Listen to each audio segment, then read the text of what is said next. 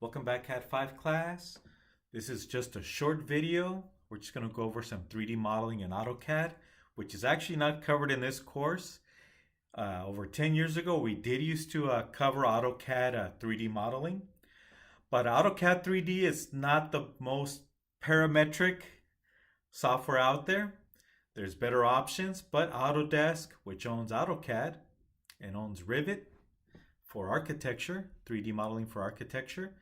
For mechanical, they came out with Inventor 3D. So once again, Autodesk owns Inventor 3D, also owns AutoCAD and Rivet for architecture. And this is a very parametric, affordable software, which is used also at the high school and maybe even the junior highs. It's very common for robotics teams or robotics classes to do their modeling in Inventor. But I am going to demonstrate AutoCAD 3D in this quick video. There is no assignment for this short lecture, but I just wanted to demonstrate AutoCAD 3D for those of you that are interested.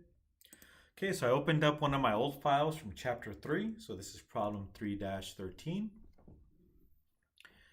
Layers are already set up. So let me go ahead and pick the white visible layer. And out here I'm going to draw a circle.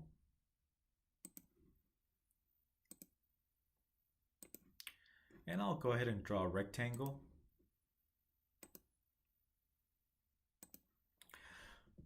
Okay, and you'll see I'm going to turn these into 3D objects, the circle and the rectangle.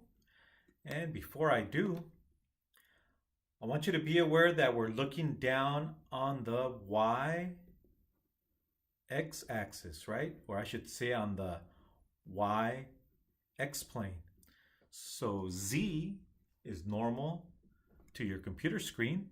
Just imagine putting a pen perpendicular to your screen. That is the Z, which comes out of this origin here.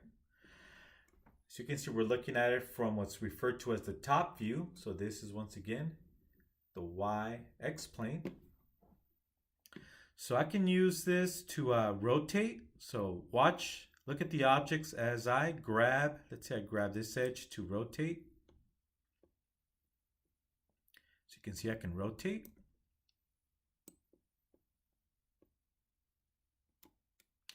I can go back. If you lose your place, you can always click on top and it'll take you back to the original orientation. Okay, you can also grab corners on this box to rotate. Yep, let me try it again, rotate again, so you can see.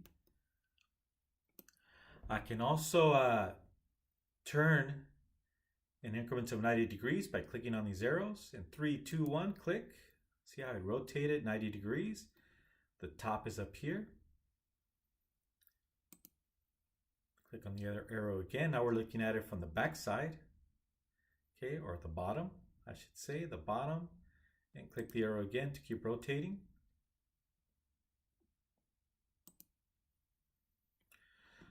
All right, let me go from left to right. Let me rotate. And if I get lost, I can always click on the Home tab here. So if you go to the drop down here and go to the Home, it will actually give you an isometric view. Notice how our cube up here on the top is giving us an isometric view. But now we can at least click the top to go back to its original orientation. Okay, let's go back to Home. Okay, so notice our cursor changed. So green is for the y-axis, red is for the x-axis, and blue is for the, in this case, vertical, which is normal to our y-x plane. Okay, so this is the z direction. Okay, so let's go ahead and demonstrate some 3D modeling. Now up here at the top we have our tabs. Currently I don't see my 3D tab showing, so all I have to do is right click on any tab. Right click on any tab and go to Show Tabs and look for 3D. There it is, 3D Tools. So we're going to turn on the 3D tools and also the Visualize tool, or tab I should say. So 3D Tools tab, I'll turn it on. And there it is, it's loaded. And let's go back and turn on the Visualize tab. There it is. Okay, so first let me go to 3D Tools. So go to 3D Tools, and those of you that have done or have used Inventor, SolidWorks, CATIA, Rivet, this will make sense to you. So if you're using some of these other 3D softwares, you'll be able to use extrude or pad to create a solid. All right, so let's go ahead and use extrude. So I'm going to use the extrude command, and I'm going to click on the circle, hit enter, and now I can extend it. Okay, let me go ahead and extend it. There it is. Now it's showing as wireframe, so let me change this from wireframe to a solid view. So I'm going to go to the Visualize tab, go to Visualize. And here I can change from wireframe. We can go to conceptual. And there's these other options. I'll just go to conceptual. And you see how it visually changes. Okay. You can also do it from here. You can click here and you can go back to 2D frame, which is the default, right? So that's another option. Okay, I'll just keep it with conceptual, and you can play with the others if you like. I'll go back to conceptual so we can easily see the solid. All right, so now let's create a solid out of the rectangle. Okay, let me zoom in a little bit. Okay, so let's go back to 3D Tools. Go to Extrude. Select the object, so I'll select the rectangle. Hit Enter. And then I can extend it, as you can see. So I'm moving my mouse up and down to extend it. I can type in a length if I want. So if I want to make this 1 inch or 1 unit, type in 1, enter, and there's my rectangular prism. Okay, and if we look at it from the top, that's the way it'll look, right? If we try and look at it from the front, there it is. And we can go to the drop down here and go to home. So that'll give us an isometric view. Bird's eye view, right? Don't call it bird's eye view. In drafting, we refer to it as the isometric view. All right, so let me show you a few other things that you can do. So I'm going to go back to the home tab. I'm going to draw, let's go ahead and do an ellipse this time. Do an ellipse.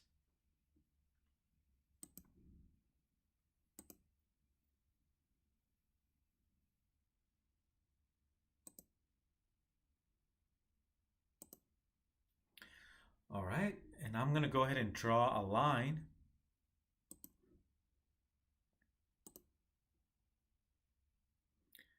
I should actually turn on ortho. Okay, let me hit escape. So what I'm going to do is I'm going to rotate this ellipse around this straight line. Okay, so let's go back to 3D Tools, and we're going to do a revolve. Okay, so let's click on revolve. Okay, so if you read the bottom left corner on the command line, it says select objects to revolve. We're going to revolve the ellipse.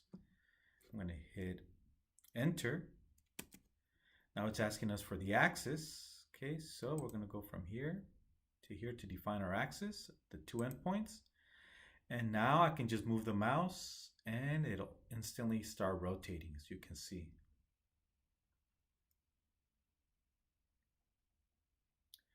Okay, we can type in an angle, or we can just eyeball it. So we have the option to type in angles if we like. I'll just eyeball it, and I'll just do maybe like a half a revolve or a quarter revolve, roughly.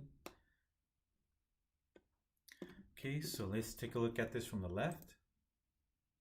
It's more than a quarter revolve, but you get the picture. That's revolve. Let's go back to the home. And there's also a lot of other things you can do with 3D modeling. Our textbook in this course does not cover 3D modeling, but You can look it up on YouTube videos. Just do a search on AutoCAD 3D, okay? And it'll walk you through some of these commands. I just wanted to show you what AutoCAD 3D can do. It's not fully parametric like, again, Inventor, CATIA, SolidWorks, Rivet, but there are a few companies that do use the AutoCAD 3D. And one reason is because it's very affordable, and some already know how to use AutoCAD 3D, even though it's not the preferred software for 3D modeling. When it comes to 2D, right, flat drawing, 2D AutoCAD is probably the best out there because it's been around for decades and it's very affordable. Okay, so just wanted to give you an intro, and there will be no assignment for this video.